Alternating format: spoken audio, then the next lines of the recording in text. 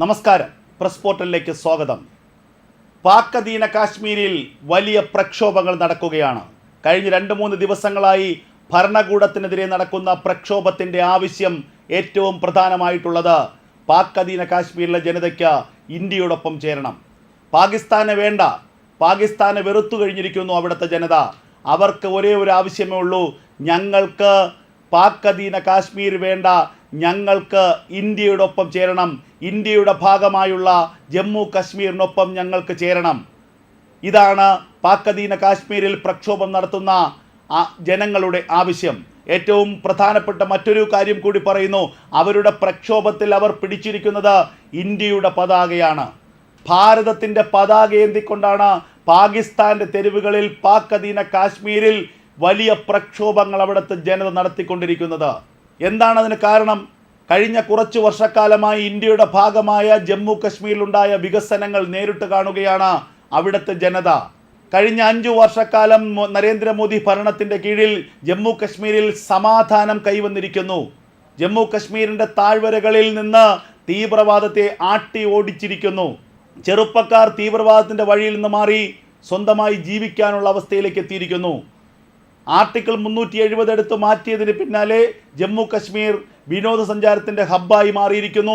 ഇന്ന് ലോകത്തിലെ ഏറ്റവും അധികം വിനോദസഞ്ചാരികൾ എത്തുന്ന ഒരു കേന്ദ്രമായി, ടൂറിസ്റ്റ് കേന്ദ്രമായി ജമ്മു കശ്മീർ മാറുന്നു. അതിലൂടെ ജമ്മു കശ്മീരിലെ ജനതയുടെ ജീവിത നിലവാരം മാറുന്നു, ജീവിത സാഹചര്യം മാറുന്നു. തെരുവുകളിൽ സ്ത്രീകളടക്കം സൈന്യത്തിനെതിരെ തിരിഞ്ഞിരുന്ന ഒരു കാലത്തു നിന്ന് മാറി സൈന്യത്തെ ബഹുമാനിക്കാൻ അവിടുത്തെ ജനത പഠിച്ചിരിക്കുന്നു. തീവ്രവാദികളെ ആട്ടി ഓടിക്കാൻ പഠിച്ചിരിക്കുന്നു. മക്കൾക്ക് നല്ല വിദ്യാഭ്യാസം സ്വപ്നം കാണുന്നു. സ്കൂളുകൾ തുറന്നിരിക്കുന്നു. വിനോദസഞ്ചാരം അവിടെ കൊണ്ടുവന്ന വികസനം ചെറുതല്ല. ജീവിത സാഹചര്യം മാറിയിരിക്കുന്നു. ഇത് കണ്ട് തൊട്ടപ്പുറത്തുള്ള പാക് അധീന കാശ്മീരിലെ ജനത അസൂയപ്പെടുകയാണ്. അങ്ങോട്ടും ഇങ്ങോട്ടും ബന്ധമുള്ളവരാണ് ഈ 2 ഭൂപ്രദേശത്തുമുള്ളവർ. അപ്പോൾ തൊട്ടടുത്ത് കിടക്കുന്ന ഇന്ത്യയുടെ ഭാഗമായുള്ള ജമ്മു കശ്മീരിലെ വികസനം കണ്ടവർ മൂക്കത്ത് വിരൽ വയ്ക്കുകയാണ്. അപ്പുറത്ത് പാക് അധീന കാശ്മീരിലെ അവസ്ഥയോ പട്ടിണിയാണ്, ദുരിതമാണ്, വെള്ളമില്ല, ഭക്ഷണമില്ല, ഭക്ഷ്യസാധനങ്ങൾക്ക് കൊള്ളവില, അതിന്മേൽ കൂടുതൽ നികുതിയും ചുമത്തുന്നു, കൊള്ള നികുതിയും ചുമത്തുന്നു.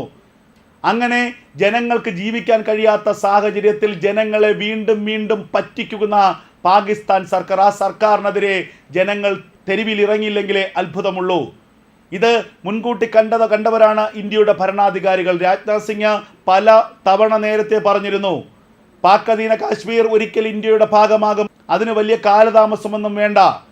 പാക് അധീന കാശ്മീരിനെ ഇന്ത്യയുടെ ഭാഗമാക്കാൻ രക്തച്ചൊരിച്ചിലിൻ്റെ ആവശ്യമില്ല, യുദ്ധത്തിൻ്റെ ആവശ്യമില്ല, ഏതെങ്കിലും തരത്തിലുള്ള സൈനിക നടപടിയുടെ ആവശ്യമില്ല.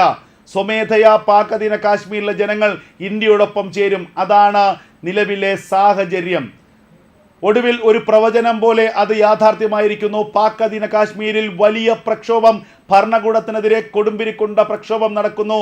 ആ പ്രക്ഷോഭത്തിൽ അവർ പറയുന്ന ഒരേ ഒരു കാര്യം, ഞങ്ങൾക്ക് ഇന്ത്യയോടൊപ്പം ചേർന്നാൽ മതി, ഞങ്ങൾക്ക് ഇന്ത്യയുടെ ഭാഗമായിരുന്നാൽ മതി, ഞങ്ങൾ ഒരിക്കൽ ഇന്ത്യയുടെ ഭാഗമായിരുന്നു, ഞങ്ങൾക്ക് ഞങ്ങളുടെ മാതൃരാജ്യത്തേക്ക് തിരിച്ചു പോയാൽ മതി എന്ന് പാക് അധീന കാശ്മീരിലെ ജനങ്ങൾ പറഞ്ഞിരിക്കുന്നു. ആ പ്രക്ഷോഭത്തെ എത്ര കാലം പട്ടാളത്തെ ഉപയോഗിച്ച് പാകിസ്ഥാന് തടഞ്ഞു നിർത്താനാകും, അടിച്ചമർത്താനാകും? അത് അധികകാലം പാകിസ്ഥാന് ഈ പ്രക്ഷോഭത്തെ അടിച്ചമർത്താൻ കഴിയില്ല എന്നുള്ളതാണ് യാഥാർത്ഥ്യം. ആ പ്രക്ഷോഭം പൊട്ടിപ്പുറപ്പെടുക തന്നെ ചെയ്യും. ഏറ്റവും അടുത്ത സമയം തന്നെ ഇന്ത്യയോടൊപ്പം പാക് അധീന കാശ്മീർ ചേരുമെന്ന കാര്യത്തിൽ ആർക്കും സംശയമില്ല. ആ ഒരു കൂടിച്ചേരലിനെ തടുക്കാൻ പാകിസ്ഥാന് കഴിയില്ല എന്നുള്ളതാണ് യാഥാർത്ഥ്യം. നേരിനും നാടിനുമൊപ്പം എന്നും ഉണ്ടാകും പ്രസ് പോർട്ടൽ. പിന്തുണയ്ക്കുക, സബ്സ്ക്രൈബ് ചെയ്യുക.